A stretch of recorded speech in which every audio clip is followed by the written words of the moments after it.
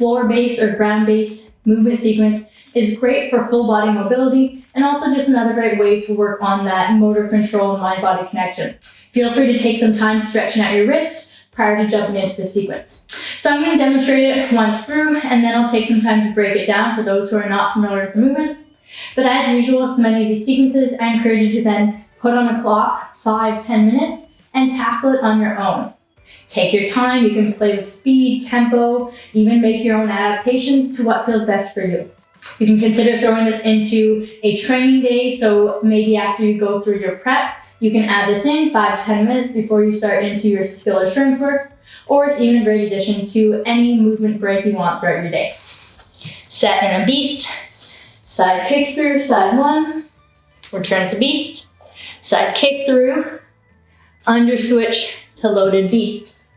Front step through on side one,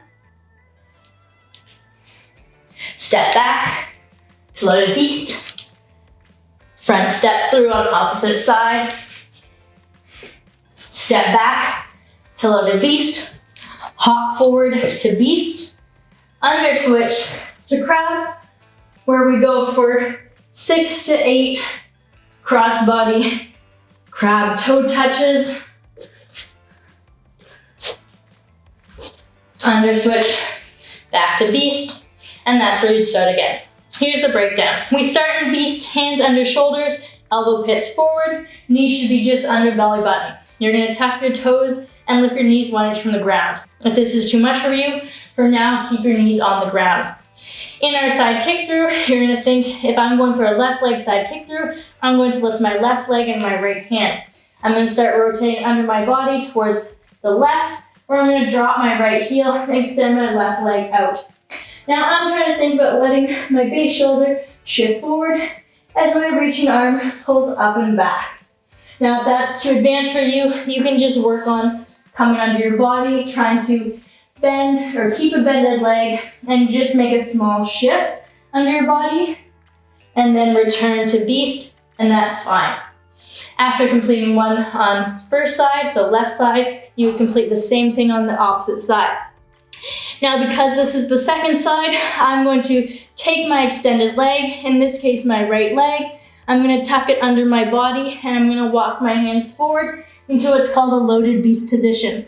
In this position, I'm gripping the floor, spreading my fingers, I'm pushing my shoulders open. Ideally, knees hover 1 inch from the ground, but if that's too much, you can always drop your knees for now. If I'm doing a right leg front step through, I'm going to step my right foot forward, lifting my right elbow. In this position, that back knee hovers just off the ground, although again, if you need to drop that knee for now, that's fine. If you feel comfortable, you're gonna add the step through. If you're not, you can just stick with the front steps and that's fine. In this case, I'm going to take my back leg and step through that window until my toe is facing forward, my chest is tall, and my hand shifts in front into this guard position.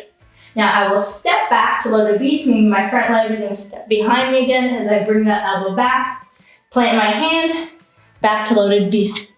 I do the same thing on the opposite side, so in this case I step left foot, or lift left hand. Notice when I stepped, my step was fairly wide. You wanna do that so there's enough room for you to get your leg in between and kicking in front. To step back, I'm gonna bring my right foot behind, lifting my left elbow, plant my hand to loaded beast. I'm going to take a big hop forward till I'm back in beast, where I'm going to do an under switch, meaning if I'm going to do a left leg under switch, I'm going to lift my left leg and right hand under my body until I end up in crab. From here, your 6 to 8 toe touches, you're going to load one shoulder. So if I'm loading my left, I'm going to bring my right arm towards my left foot. You can play with rotation of your hips depending on how much you're comfortable or how big of a reach you're comfortable with. If you're not quite comfortable with that, you can even play with some crab rocks or some crab steps where you're just trying to lift hand off the floor, bringing shoulder to ear. To get back to your beast, you do another under switch. So in this case, if I were to do a left leg under switch, I'd lift left leg, right hand. I lift my heel and move under my body to get back to beast, where I'd start again. Please note there are much more detailed breakdowns of some of these animal flow movements in the beginner flow tutorials.